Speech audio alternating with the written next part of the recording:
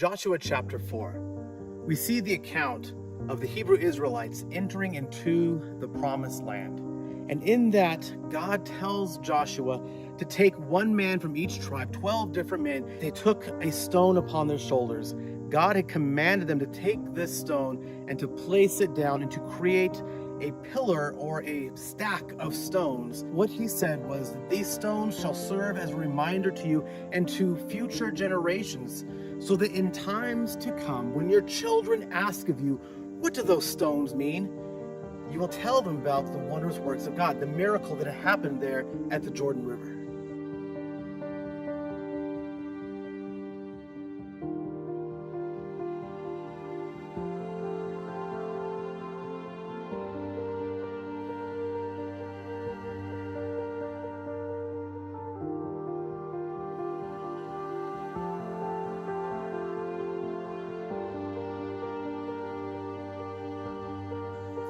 Now, if I think back to that time, if I was one that had crossed the Jordan, if I had seen the hand of God literally stop the waters and to hold back those waters, and I would have crossed across this raging river into dry land, into this promised land, that's something I would never forget.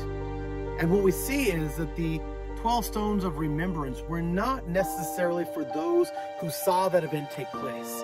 No, those 12 stones of remembrance were for future generations, for those who were to come. They were a testimony and a reminder about the power of God and the miracles of what He had done.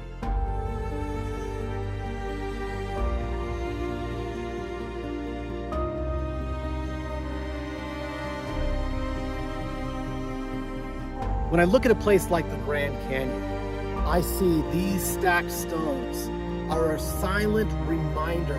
They are a testimony of the wondrous works of God.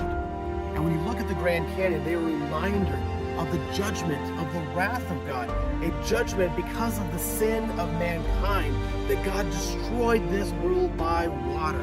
And the weight of that sin is represented in the weight of these rocks, these layers of rocks that are stacked up. But when you look at a place like the Grand Canyon, not only is it judgment and destruction, we see incredible beauty on display. God has taken something of destruction and created something vastly wonderful that draws 5 to 6 million people every single year to come and to see and to marvel at this place, and oftentimes to say, how did that happen?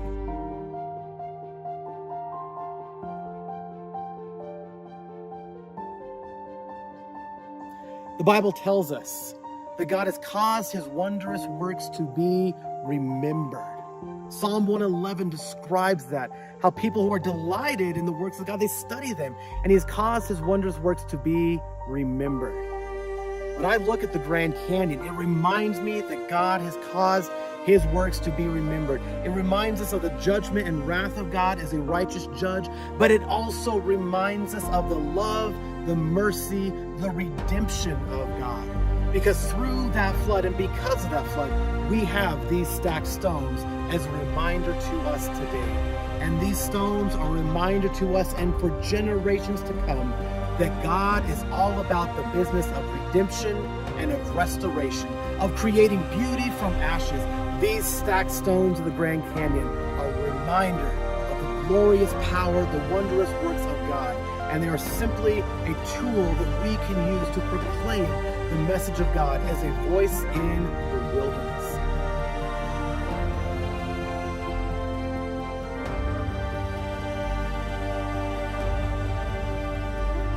We see the God who takes things and does incredible things for future generations to marvel at, to study, and to ponder, and for millions of people every single year to stand on the rim of this canyon and say, wow, there is something much bigger than I am.